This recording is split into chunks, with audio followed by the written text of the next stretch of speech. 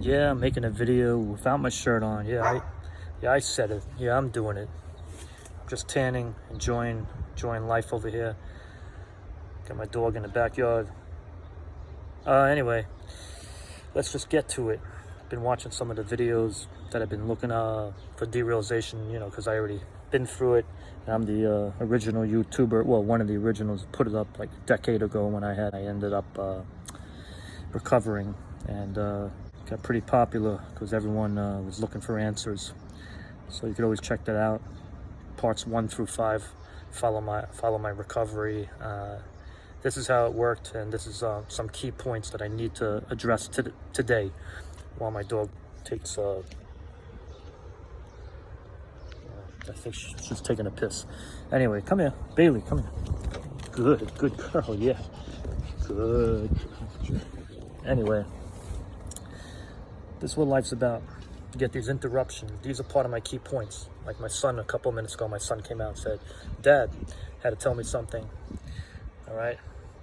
Now, this is all something that it's just part of life when you get distracted. When people are actually in need of talking to you or coming into your life, going in and out of your head, forcing you to live externally, outside of your internal thoughts, stimulating you with emotion and conversation that makes you feel like you, or makes you feel like you again, if you feel strange and everything has changed and your perception has been altered ever since derealization or depersonalization. You need these people in your life to keep.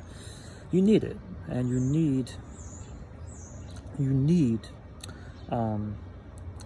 family, friends, feelings and emotions.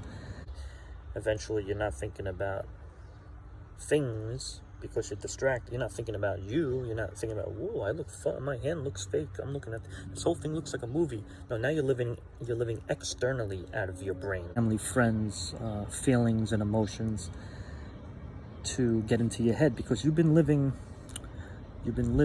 internally. Now it's time to live externally. Okay? Internally means you've been thinking about this whole thing, how your perception has changed. It's freaking you out even more.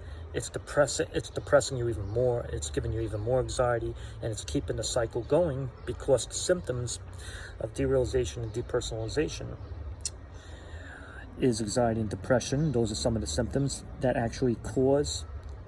So it's post and pre-traumatic stress that's causing it. When you're feeling it after and you keep on thinking about it and cycling it, it might have caused it in the first place from a panic attack that started this whole thing. If you took a drug that started it, it caused the brain chemicals to have a breakdown where things just ended up getting the anxiety kicked in, let's put it that way. And now you're living internally in your head. Now you got to get out of your head by allowing people back into your life, where instead of you saying, no, I can't deal with it, I just don't feel like myself, or not even forcing it. Don't force it. Say, I gotta try to be normal, I gotta try. No, let it happen naturally like it was before. So eventually all the stuff will fade, that will fade internally, because you're not thinking about it. Don't constantly think about it, examine it, go on the internet, figure it out, watch these videos, even this video. After this video, just do what I said. Don't keep on thinking about it, trying to force it out. No, stop. That's living internally, inside. That's always thinking. That's intrusive thoughts, obsessing about it. That's going to recreate the derealization over and over. No, live externally. Go back to making connections with people, and you'll feel like yourself. Relationships, connections, and everything else. Anyway, and the second key component is serotonin, which some of us are stuck and need a jump start, and I spoke about it in my last two videos actually, that I put up more recently. The jump start, some people do need medication. I was on it a long time ago, and I needed it to jumpstart me. Then they tapered me off safely. This is with a psychiatrist. You can't just stop cold turkey.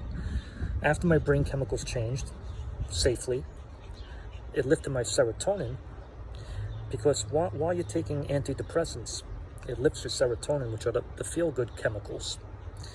When you feel good, you start feeling like yourself again, because we weren't born depressed. No, when we were a baby, we just, we cry when we first come out, we're scared. But then after that, everything is it's a carefree time, simple. Especially when we're growing up, it's like joyful and simple, because we're not thinking too deeply yet. Serotonin lifts us out of that depression, which is cycling, and the anxiety, which is cycling all the shit. So if they give you an anxiety med and an antidepressant together as a cocktail, which they call it, the anxiety med works right away by eliminating the anxiety, which is the nervous system has to cool down, because you're going, my psychiatrist said back then, oh, your nervous system is that, you got to cool down. And the antidepressant takes about 3 weeks to kick in, while the anxiety med got you covered right away. The antidepressant's kicking in for about 3 weeks, and the milligrams that they prescribed, they'll be testing it out and maybe adding a little bit more until you're feeling good. Then they'll probably get you off safely off the anxiety med. Take one away and let the antidepressant take over on its own, maybe. But some people always need the anxiety med with the antidepressant. I'm not a doctor.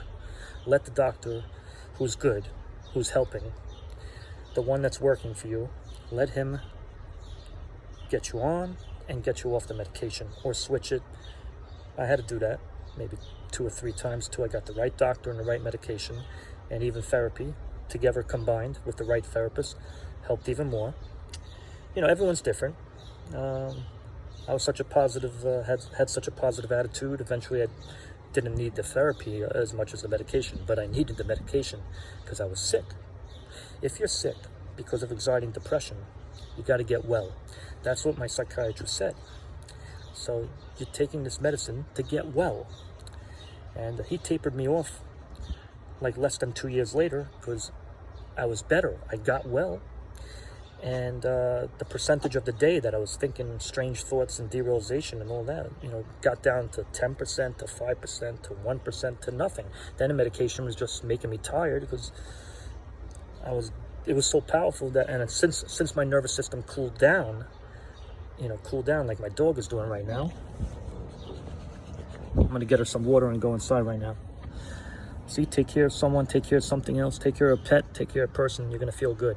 When my nervous system cooled down, I started feeling like myself again. Then I didn't need all that milligrams of medication. Now, some people need a maintenance dose and stay on it.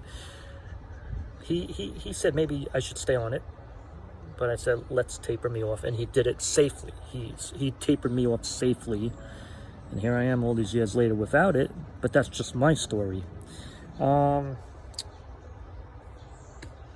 Faith took over. Faith healed. Faith, like, I just believe everything's real. It's just faith. It's like, my strong belief that how could this world be so perfect? I mean, you open up a body and examine it who put this? We're a computer. Who put this together? There was 2 eyes, 2 ears, this and that. The planets are in alignment. We have a dog sitting in front of me. Everything is,